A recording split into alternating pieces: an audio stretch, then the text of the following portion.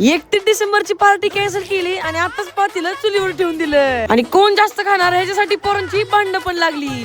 तर काय विषय पब्लिक, 31 डिसेंबरला एकादशी आली तेव्हा मी आणि माझ्या मित्रांनी आधीच पार्टीचा प्लॅन केला. पार्टी सुरू होताच सगळ्या पोरांनी आपली आपली काम करायला सुरुवात केली आणि पोरांची पार्टी मध्ये त्यात एक आचारी असतो, तो सगळा निर्णय घेत असतो. तुमच्या ग्रुप मधला आचारी कोण आहे हे आम्हाला कमेंट मध्ये टॅग करून सांगा. मटण शिजायला टाकल्यानंतर आमच्या डोक्यात खतरनाक प्लॅन आला, तो म्हणजे विहिरीतले मासे पकडायचा. आता प्लॅन शेवटी आपणच केला म्हणल्यावर ते सक्सेस तर होणारच ना.